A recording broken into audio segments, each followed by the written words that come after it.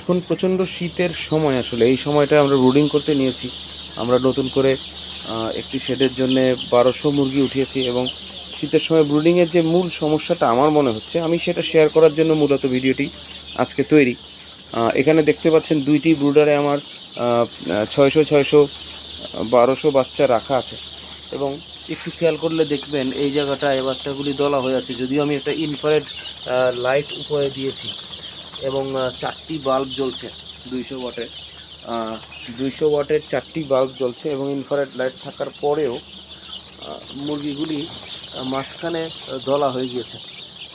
তো এখন এরকম হওয়ার কারণটা আমি আসলে বের করলাম যে আমি কিছুক্ষণ আগে এদের পানি দিয়েছি। ওষুধ দিতে হবে, যেহেতু পানি দিতেই হবে।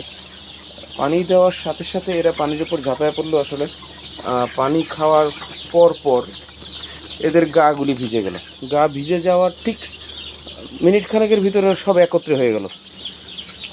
তা এইটা হলো গিয়ে পানি দেওয়ার পরে আসলে টেম্পারেচার যে কম আছে তা না। এখন এখানে আমাদের টেম্পারেচার আছে 30 প্লাস 33.1 হিউমিডিটি কম, কারণ প্রচণ্ড হিট, হিউমিডিটি কম এখানে 33। তা আশানুরূপ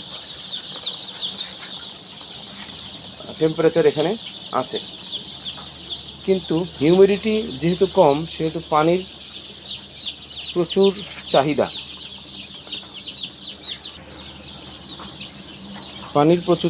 তাই পানি দেওয়ার সাথে সাথে এরা পানির উপর ঝাঁপিয়ে পড়ে আসলে, আর পুরো শরীরটাই এদের গাটা ভিজে যায়। তো যেহেতু শীতের দিন, বাইরে টেম্পারেচার অনেক কম। আমাদের এখানে, আমরা কুমিল্লায় অবস্থান আমাদের খামারটির। তা আমাদের এখানে বাইরে টেম্পারেচার এই মুহূর্তে হয়তো 16-17 ডিগ্রি অথবা 18 ডিগ্রি সেলসিয়াসের মতো আছে। তা স্বাভাবিকভাবেই মুরগির গাটা যদি ভিজে যায় সেক্ষেত্রে ওদের ঠান্ডা লাগবে, যত টেম্পারেচারেই থাকুক না কেন। তো তার জন্য ওরা তাৎক্ষণিক এক জায়গায় জড়ো হয়ে যায়, এবং গাটা যতক্ষণ না শুকায় ততক্ষণ পর্যন্ত এরা ওই জায়গাটায় থাকে।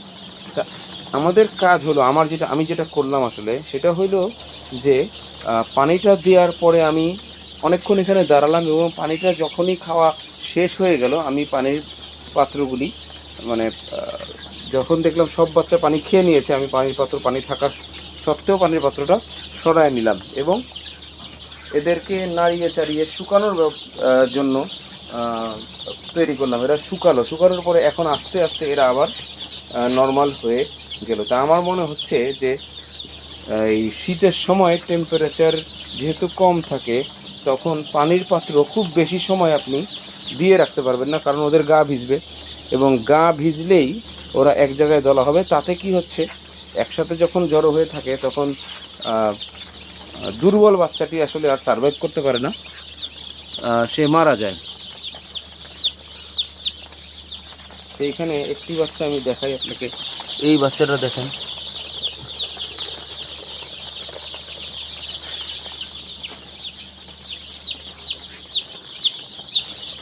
এই বাচ্চাটা অনেকের ভিড়ে রয়ে গেছে, এখন এখানে ও চাপে পড়ে মারা যাবে। তো ওরে যদি আমরা ঠিক মতো সরায় দিতে পারি একটু সেফ জায়গাতে, তাহলে ও বেঁচে যাবে।